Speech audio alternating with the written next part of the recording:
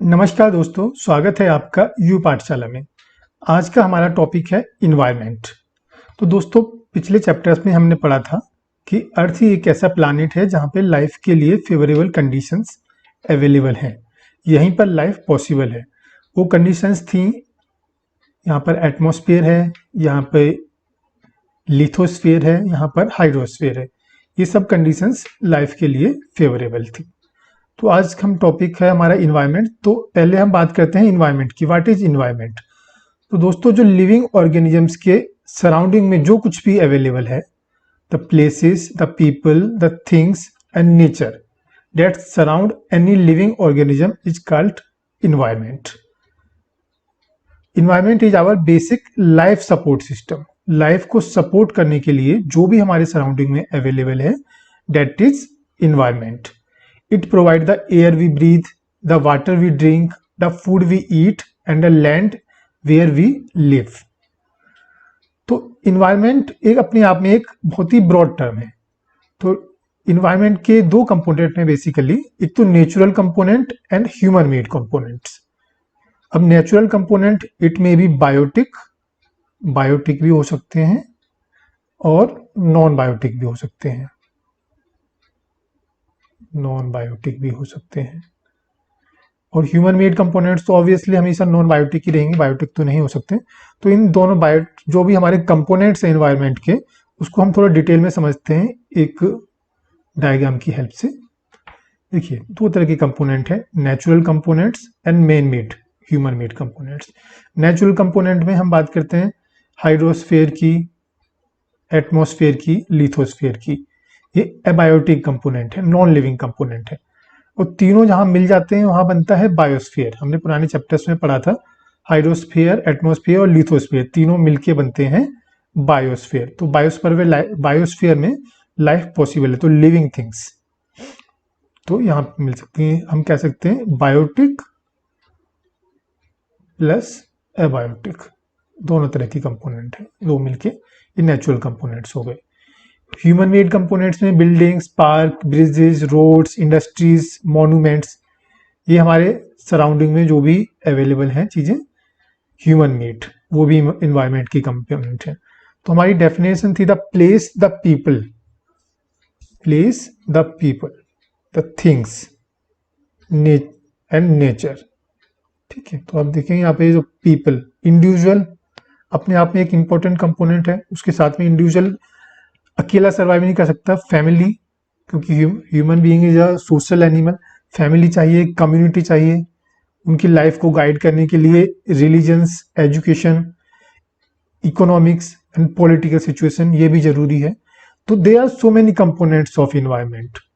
हमारे आसपास जो भी अवेलेबल है, जो लाइफ सपोर्ट के लिए इंपॉर्टेंट है, that are the components of environment.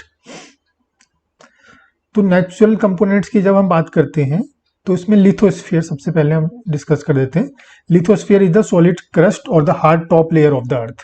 पुराने चैप्टर्स में हमें पढ़ा था इसके बारे में भी। It is made up of rocks and minerals and covered by a thin layer of soil. It is covered by thin layer of soil. इस सॉइल पर ही कल्टीवेशन हो सकती है और प्लांट्स एंड ट्रीज ग्रो करते हैं। तो lithosphere is the domain that provides us forest, grasslands for grazing, पशुओं के चरने के लिए चारागाह, land for agriculture and human settlement, रहने के लिए, घर बनाने के लिए जगह, वो भी हमें लिथोस्फीयर पर ही मिलती है। एग्रीकल्चर भी यहीं पर पॉसिबल है। और मिनरल वेल्थ भी है। मिनरल्स हमने पढ़ा था ना, coal, iron, diamond, gold, manganese, zinc, there are so many minerals, वो हमारे लिथोस्फीयर में ही अवेलेबल है। अब बात करते हैं हाइड्रोस्फीयर की। हाइड्रोस्फीयर मीन्स हमारे सराउंडिंग में जो भी वाटर अवेलेबल है, ओशियंस में भी है वाटर, रिवर्स में भी है, अंडरग्राउंड वाटर है, लेक्स में है, ये सब water is known as hydrosphere. और हाइड्रोस्फीयर जैसे हमने पहले ही पढ़ा था, लाइफ के लिए बहुत जरूरी है। नेक्स्ट कंपोनेंट है हमारा atmosphere. The atmosphere is a thin layer of air that surrounds the earth. और अर्थ की जो ग्रेविटेशनल फोर्स है, इसकी वजह से ही एटमॉस्फेयर है। तो एटमॉस्फेयर का काम क्या है? एटमॉस्फेयर हमें जो सन से हार्मफुल रेज आती हैं उनसे प्रोटेक्ट करता है। इसमें कई तरह की गैसेस हमने पढ़ा था, nitrogen, oxygen, carbon dioxide, carbon monoxide, sulphur dioxide और कई तरह की गैसेस हैं वो अवेलेबल हैं। और दूसरा क्या है, जो हमारे ग्रीन हाउस इफेक्ट के बारे में हमने पढ़ा था पुराने चैप्टर्स में, ग्रीन हाउस इफेक्ट, जिसकी वजह से हमारा एटमॉस्फेयर गर्म होता है। और ग्रीन हाउस गैसेस भी हमने पढ़ा था, carbon dioxide, methane, carbon monoxide और इवन वाटर वेपर्स जो अवेलेबल हैं हमारे एनवायरनमेंट में, वो ग्रीन हाउस गैस की तरह काम करती हैं।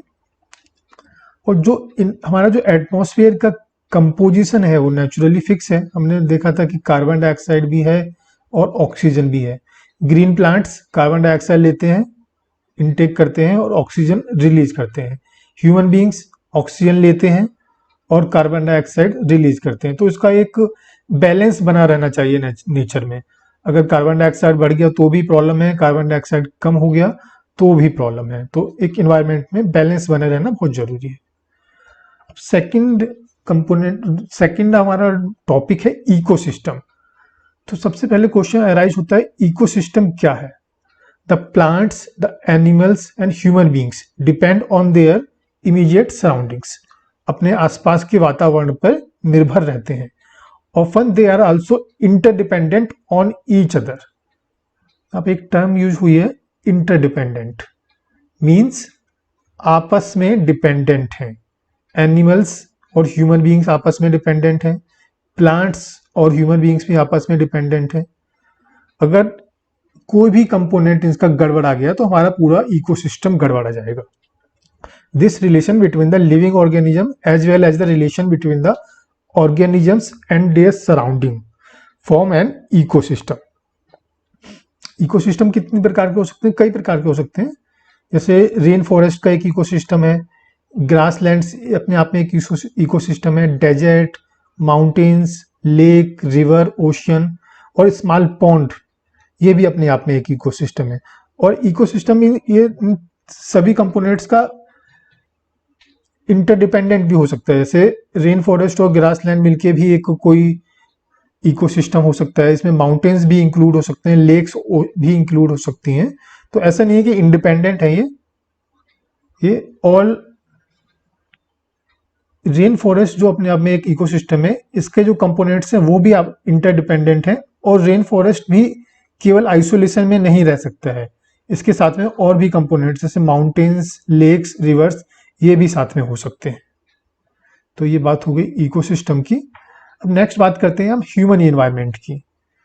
तो ह्यूमन बीइंग अपने आप में एक ऐसा एनिमल है जो अपने एनवायरनमेंट को अपनी सहूलियत के लिए, अपने एडवांटेज के लिए मॉडिफाई कर सकता है। They can modify it according to their need. तो कैसे मॉडिफाई करता है? जैसे हम शुरुआत करते हैं, जब ह्यूमन लाइफ की स्टार्ट हुआ था तो अर्ली में बहुत सिंपल था आदमी, नोमैडिक लाइफस्टाइल थी। एक स्थान से दूसरे स्थान तक फूड की तलाश में घूमते रहता था, खाने की और पानी की तलाश में एक स्थान से दूसरे स्थान पे घूमते रहते थे। तो नोमैडिक लाइफस्टाइल थी। तो धीरे धीरे इंसान ने एग्रीकल्चर सीखा, डोमेस्टिकेशन ऑफ एनिमल सीखा, पशुपालन सीखा, खेती करना सीखा। तो जिसकी वजह से एक सेटल लाइफस्टाइल हो गई। अब वो नोमैडिक लाइफस्टाइल नहीं, वो एक जगह रहते थे, जंगलों को साफ करते थे और वहां पे खेती करते थे। ये बात अलग है कि जब जंगल में उपजाऊ क्षमता कम हो जाती थी लैंड की तो मूव कर जाते थे, बट मोर और less it was a settled lifestyle. अब लाइफस्टाइल सेटल हो गई, इनके पास में लीजर टाइम मिलने लग गया तो कुछ नए इन्वेंशंस हुए। इन्होंने कुछ टूल्स बनाना सीखे, टूल्स से शिकार करते थे या कल्टीवेशन में हेल्प होती थी, तो कल्टीवेशन भी बढ़ता गया। व्हील का आविष्कार हुआ, फायर का आविष्कार हुआ।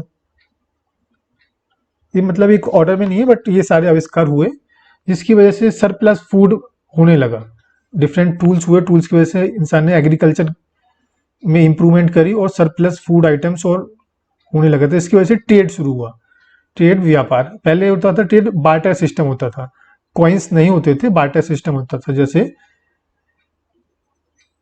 राइस के बदले में गोट का एक्सचेंज हो गया, से 10 kg राइस में एक गोट आ गई, या गोट के बदले में गोल्ड मिल गया।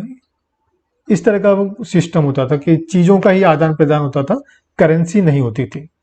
ठीक है, इसके बाद में इंडस्ट्रियल रिवॉल्यूशन हुआ। इंडस्ट्रियल रिवॉल्यूशन के बाद में लाइफस्टाइल और बढ़ गई, इंडस्ट्रीज बढ़ी, ट्रांसपोर्टेशन आया, उसके बाद में कम्युनिकेशन आया, तो लाइफस्टाइल और चेंज होती रही। ह्यूमन बींग्स अपने अकॉर्डिंगली अपनी लाइफस्टाइल को चेंज करते गए, अपने उसने इन्वायरमेंट को मॉडिफाई किया, क्योंकि ये सब भी इन्वायरमेंट की कंपोनेंट ही हैं।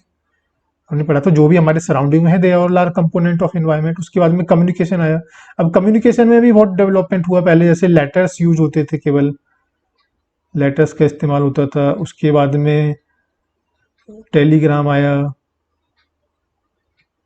ठीक है। उसके बाद में फिर लैंडलाइन फ़ोन आया, टेलीफोन यूज किया हमने। उसके बाद में मोबाइल फ़ोन आ गया। अभी बहुत कुछ आ गया, जैसे इंटरनेट का यूज होता है। इंटरनेट से अब हम वॉइस कॉलिंग भी कर सकते हैं, वीडियो कॉल भी कर सकते हैं। कम्युनिकेशंस के मीन्स काफ़ी इम्प्रूवमेंट हुए। ट्रांसपोर्टेशन भी काफ़ी इम्प्रूव हुआ।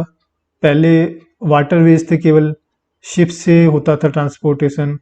उसके बाद में रोड्स भी डेवलप हुए, रेल डेवलप हुई, फिर एरोप्लेन्स बाय एयर हमने ट्रांसपोर्ट शुरू किया।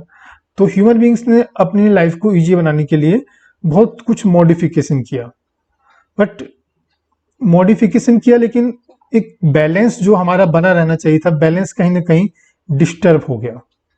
जैसे हमने कहा कि ये कंपोनेंट्स हैं इन्वायरमेंट के, ह्यूमन मेड कंपोनेंट्स हैं, building, parks, bridge, roads, monument, industrial, लेकिन इन सब में एक बैलेंस बना रहना चाहिए। नेचुरल और ह्यूमन मेड में भी बैलेंस होना चाहिए, हमारे इकोसिस्टम में भी बैलेंस होना चाहिए। अगर ये बैलेंस अगर गड़बड़ आएगा तो कहीं ना कहीं ह्यूमन बींग्स के लिए प्रॉब्लम जरूर हो जाएंगी। तो इसलिए एक हमें चाहिए कि इन सब रिसोर्सेज का बड़े जुडिशियसली यूज करना चाहिए, और एक इन्वायरमेंट में बैलेंस बने रहना बहुत ज़रूरी है। तो इसके साथ ही हम आज का ये टॉपिक ख़त्म करते हैं। नए टॉपिक पे आपसे फिर मुलाकात होगी, तब तक के लिए नमस्कार।